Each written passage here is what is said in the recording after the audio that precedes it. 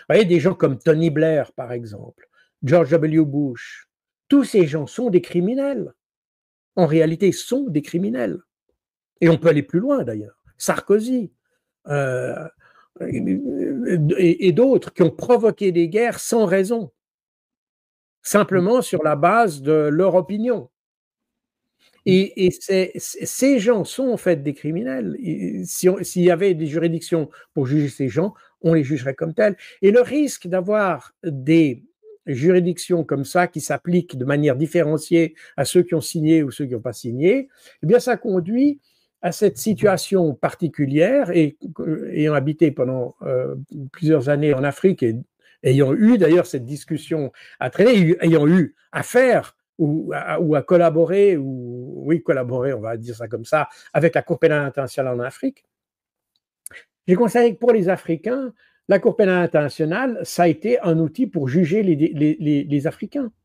Mais aucun des crimes de guerre qui ont été commis par les Occidentaux en Afghanistan, en Irak et ailleurs dans le monde n'ont été condamnés par la Cour pénale internationale. Et d'ailleurs, lorsque la Cour pénale internationale, ou qu'il y a eu des tentatives d'utiliser la Cour pénale internationale pour punir les crimes de guerre commis par les Occidentaux en Afghanistan, et c'était durant le premier mandat de Donald Trump, eh bien Donald Trump n'a rien trouvé de mieux que de placer des sanctions sur la Cour pénale internationale et sanctionner la Cour pénale d'une manière générale, d'avoir une loi qui autorise les États-Unis à intervenir militairement pour récupérer des militaires américains qui seraient détenus par la Cour pénale internationale. Donc ça va quand même très loin.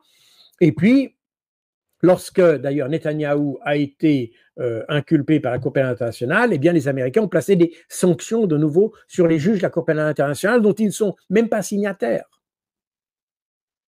Donc on voit que le système de relations internationales est vicié par le fait que certains, et notamment surtout les Occidentaux, à vrai dire, se sentent autorisés à ne pas utiliser, à ne pas être soumis aux juridictions qu'ils ont appliquées, qu'ils ont adoptées.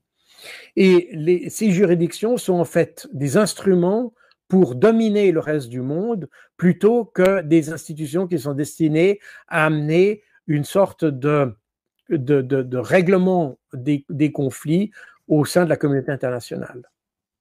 On a vraiment quelque chose, c'est un instrument du pouvoir occidental. Et ça n'est pas acceptable, ça n'est plus acceptable. Et ça deviendra de moins en moins acceptable parce que les pays du reste du monde aujourd'hui, eh bien, se détachent de l'Occident. Et en fait, au lieu d'avoir isolé la Russie, pour reprendre cet exemple, eh bien, c'est l'Occident qui s'est fait isoler et qui est en passe de s'isoler encore davantage.